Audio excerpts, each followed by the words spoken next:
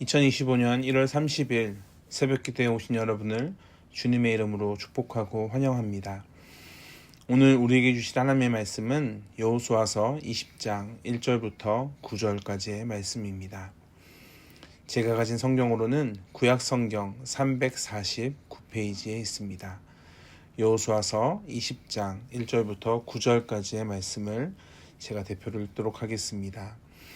여호와께서 여호수아에게 말씀하여 이르시되 이스라엘 자손들에게 말하여 이르기를 내가 모세를 통하여 너희에게 말한 도피성들을 너희를 위하여 정하여 부지 중에 실수로 사람을 죽인 자를 그리로 도망하게 하라. 이는 너희를 위해 피의 보복자를 피할 곳이니라. 그 성읍들 중에 하나에 도피하는 자는 그 성읍에 들어가는 문 어귀에 서서 그 성읍의 장로들의 귀에 자기의 사건을 말할 것이요. 그들은 그를 성읍에 받아들여 한 곳을 주어 자기들 중에 거주하게 하고 피의 보복자가 그를 뒤따라온다 할지라도 그들을 그 살인자를 그의 손에 내주지 말지니 이는 본래 미워함이 없이 부지 중에 그의 이웃을 죽였습니다. 그 살인자는 회중 앞에 서서 재판을 받기까지 또는 그 당시 대제사장이 죽기까지 그 성읍에 거주하다가 그 후에 그 살인자는 그 성읍 곧 자기가 도망하여 나온 자기 성읍 자기 집으로 돌아갈지니라 하라 하시니라.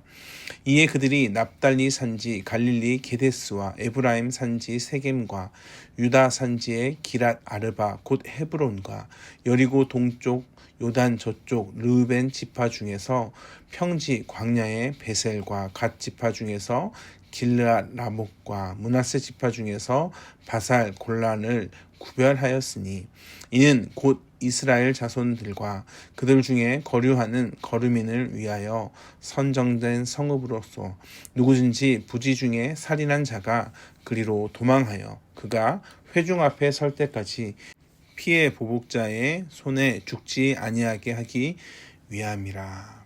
아멘.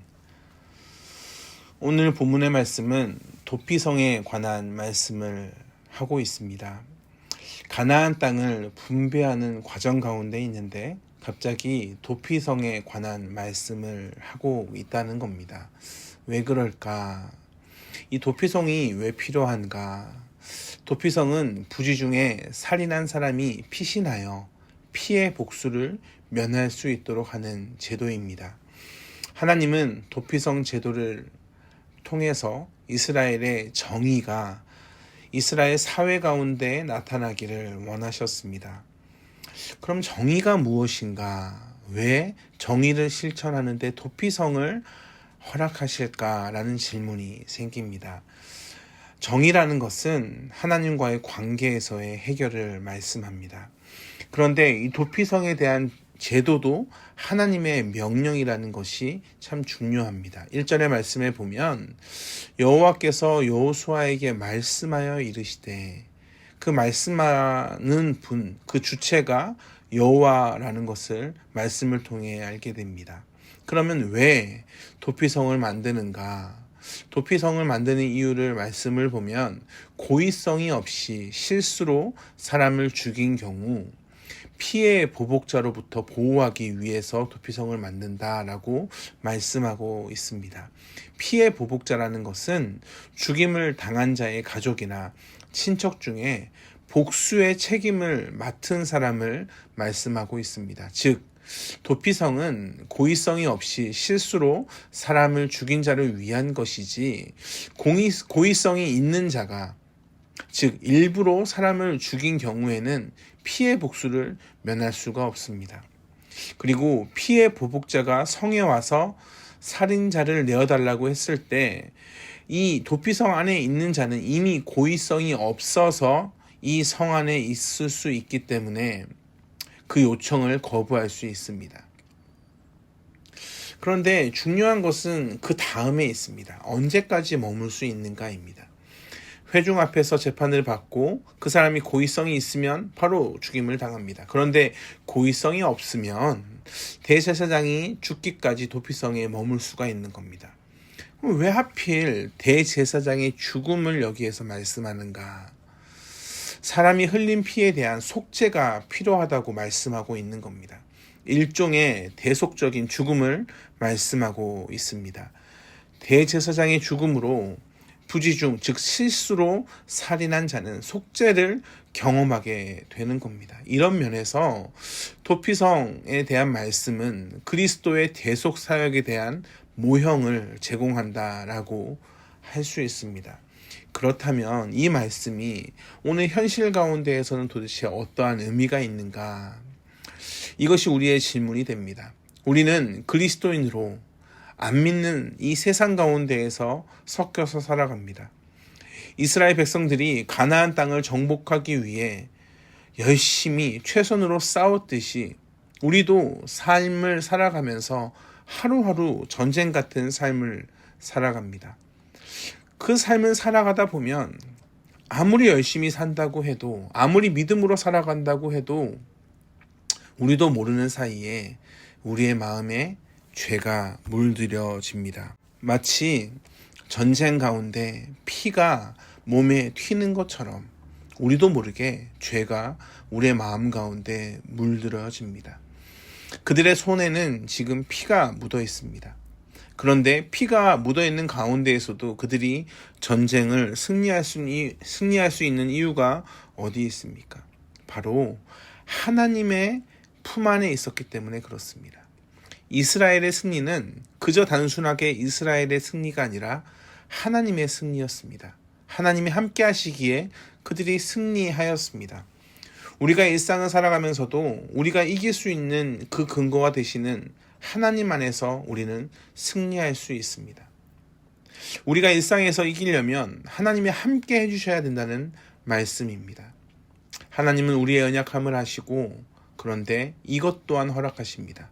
죄를 지었을 때 죄를 이기고 일어설 수 있는 기회를 허락하십니다. 오늘 본문을 그 관점으로 보면 도피성에 관한 교훈은 이 땅을 살아가는 그리스도인의 삶에서 어쩔 수 없이 일어날 수밖에 없는 그 죄의 문제를 어떻게 하면 해결할 수 있는가에 대한 귀중한 해결책을 주고 있습니다. 도피성이 어디 있는가?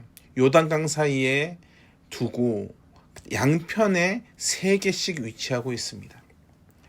이 요단강 사이를 두고 양편에 3개씩 위치하고 있다는 것은 이스라엘의 어느 지역에서든 하루든 갈 수 있는 거리에 있다는 겁니다.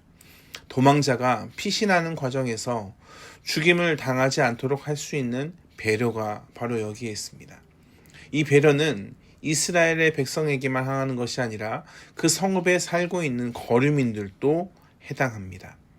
그러면 이 도피성을 왜 이렇게 가까이 주셨고 그들이 왜 피할 수 있게 이렇게 하나님이 우리에게 허락하셨는가라는 것에 이 질문이 또다시 시작됩니다.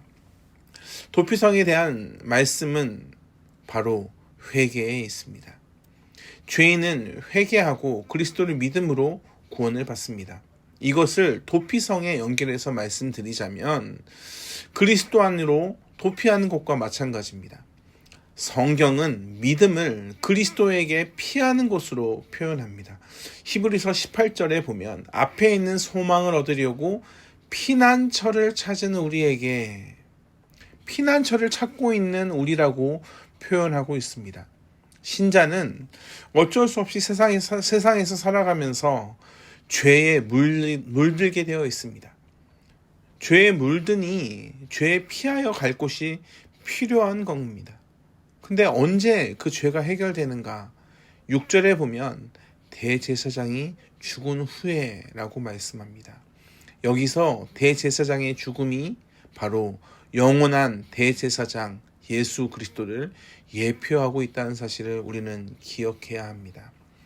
그러니 우리가 생각지도 않게 우리도 모르게 지은 죄로 인해 내가 이 죄를 어떻게 책임질 것인가 라는 답을 오늘 말씀 가운데 주고 있다는 겁니다.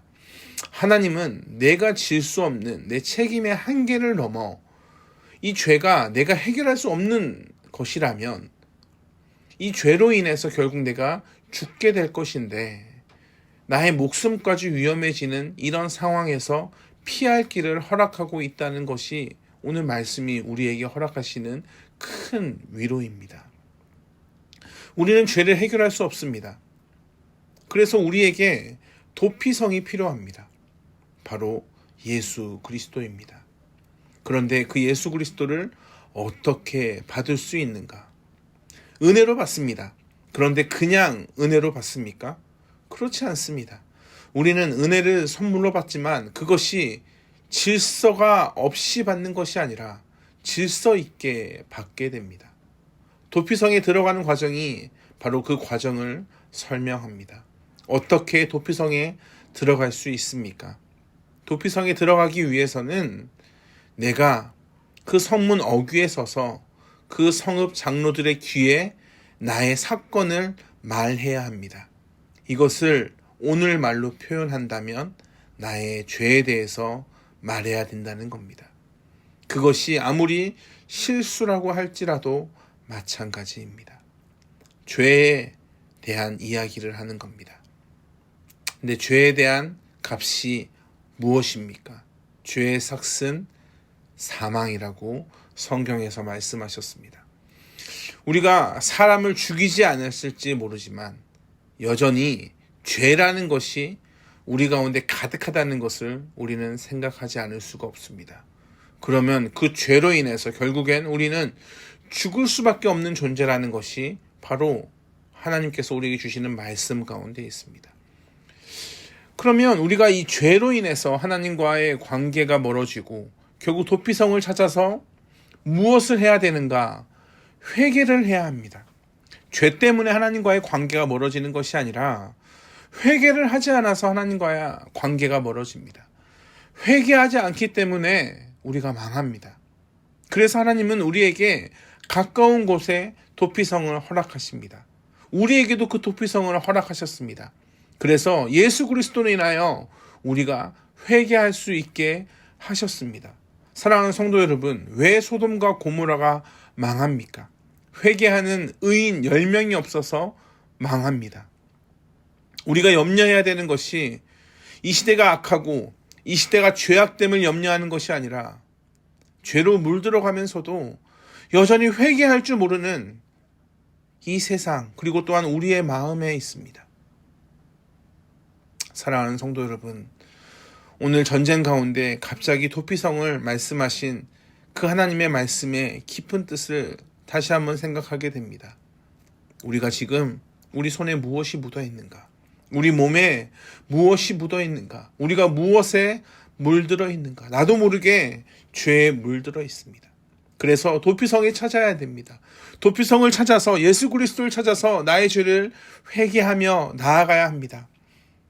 그 회개를 하나님은 들어주십니다. 언제나 들어주십니다. 그래서 죽을 수밖에 없는 우리가 새 생명으로 살아갈 수 있게 됩니다. 대제사장이 죽은 뒤에 도피성에 피해 있던 자가 다시 자기의 마을로 돌아갔을 때 그가 어떻게 살아가겠습니까? 그냥 이전처럼 죄악된 인생을 살아가겠습니까? 그렇지 않습니다. 사랑에 빚진 자의 인생을 살아가게 될 것입니다. 우리가 그 사랑을 받았습니다. 오늘 또 그리스도 안에서 머물러서 죽음에서 생명을 얻은 자로 하루를 충성되게 살아가신 여러분 되시길 주님의 이름으로 축복합니다. 기도하겠습니다. 사랑과 은혜가 풍성하신 아버지 하나님, 우리는 누구입니까? 우리가 정말로 하나님을 신뢰하는 자입니까? 우리가 정말로 하나님을 의지하는 자들입니까?